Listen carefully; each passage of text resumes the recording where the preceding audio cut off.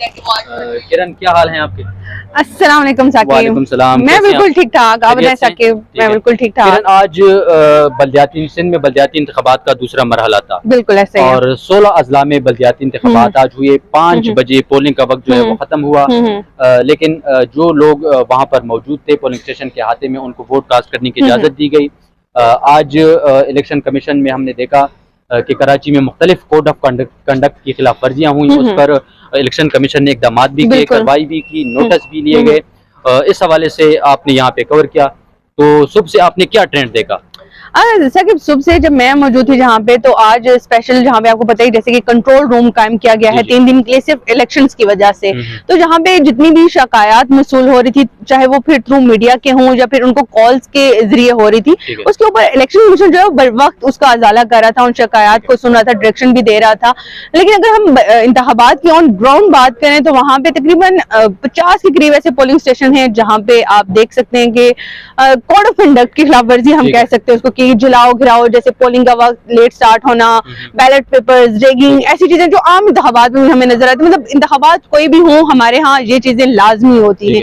Means कि पुरअमन तरीके से हम कभी भी इंतखाबात नहीं करने देते। किरण ने कहा जैसे कि एक कैंप को आग लगाई गई, लेकिन अभी तक वो कंफर्म नहीं हो सका। इलेक्शन कमीशन से हमारी बात हुई, लेकिन उन्होंने अभी तक ये हमें कंफर्म नहीं किया कि वो आग लगी थी हादसाती तौर पे या किसी ने लगाई थी। इसके अलावा भी 2-3 वाकयात हुए। बिल्कुल ऐसे ही है, बहुत से लोगों को मारा पीटा गया, झगड़े हुए और दीगर फिरदौस शमीम नकवी का हम केस देखते हैं तो उनका एज एक जमात के रुकन होने के नाते इस तरीके से उनको, मुझे लगता है कि ऐसा नहीं करना चाहिए था।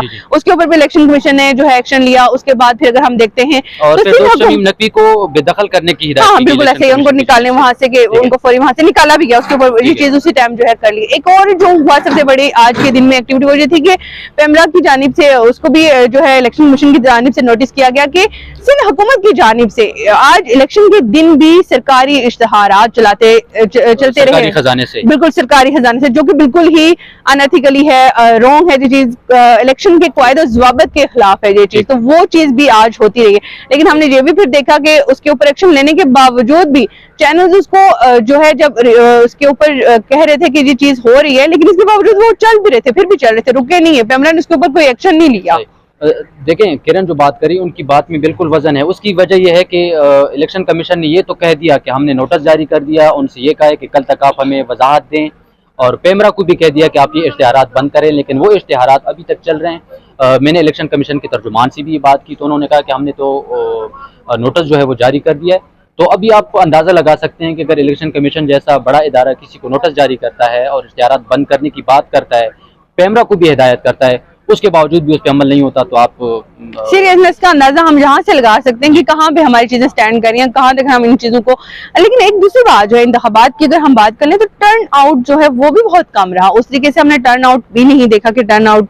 वैसे आपको क्या लगता है कि इस टाइम अब पोलिंग खत्म हो चुकी हुई है, ठीक है, तो कौन सी जमात ऐसी है जो आपको लगता है कि शायद वो ज्यादा ये सीट्स ले जाए? देखिए किरण, मैं एक बात इस पे आने से पहले मैं एक बात करता हूँ, क्योंकि यहाँ पर ये जो इंतखाबात हैं सिंध के दूसरे मरहले की, ये 2 दफा मुलतवी हुई हैं। उसकी वजह ये थी कि एक दफा 2 दफा सैलाब की वजह से हुई है, फिर तीसरी दफा सिक्योरिटी जो एहलकार थे उनकी कमी थी, तो तीसरी दफा भी उनको मुलतवी करना पड़ा। लेकिन अब बड़ी मुश्किल से चौथी दफा कल भी दरख्वास्त दी गई इंतखाबात को मुलतवी करवाया जाए। सिंध हुकूमत ने कहा हम नहीं करवा सकते, सिक्योरिटी हदशात हैं, लेकिन इलेक्शन कमीशन ने कल के इजलास में कहा हम किसी हदशात की बुना पे इलेक्शन कैंसिल नहीं कर सकते। उसकी एक रीजन मुझे लगता है कि साकिब ये भी थी कि MQM ने जो है सिंध हुकूमत के ऊपर बहुत ज्यादा प्रेशर डाला और सिंध हुकूमत को जो बात माननी पड़ी, क्योंकि अगर सिंध हुकूमत ना मानती तो शायद वफाक में जो पीपल्स पार्टी और नून लीग आपस में इल्हाक था वो जा सकता था। वो चीज बिल्कुल, ये अब एक दूसरे को ब्लैकमेल करते रहे हैं बिल्कुल ऐसी चीज। और असल बात जो है वो ये है कि यहाँ पर इस मामले पर समाअत भी हुई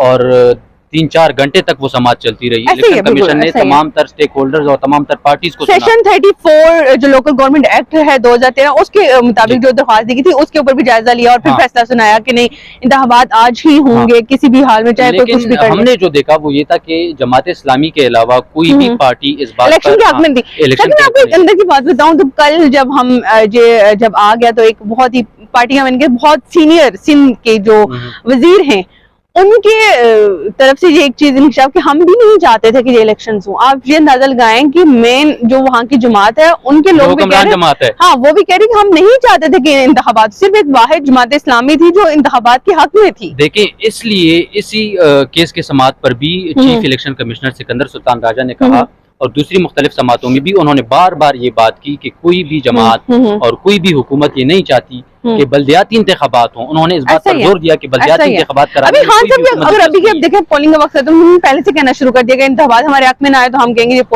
ये चीज हुई है वो चीज, वही मतलब रोना हम रोएंगे हमेशा की तरह के। पहले भी कह चुका हूँ कि अब ये तमाम तर पार्टीज की आदत और बन चुकी है कि हम इलेक्शन के रिजल्ट आने से पहले हम पोजीशन में होते हैं वो कहते हैं कि जी उनको जैसे लगेगा कि हम नहीं जीत रहे वो धांधली का इंजाम लगा देंगे। देखिए हमें कुछ न कुछ उसूल और कुछ खेल के कुछ जवाबित जो हैं वो सीखने पड़ेंगे और सीखने भी पड़ेंगे, उनके ऊपर अमल नहीं करते, अमल भी करना पड़ेगा, सीखना भी पड़ेगा और कहीं ना कहीं पे हमें ना थोड़ा सा सीरियसनेस दिखानी पड़ेगी। लेकिन आज हमने देखा कि मरकजी कंट्रोल रूम जो है यहाँ पर इलेक्शन कमीशन के जो मेंबरान थे वो मौजूद रहे।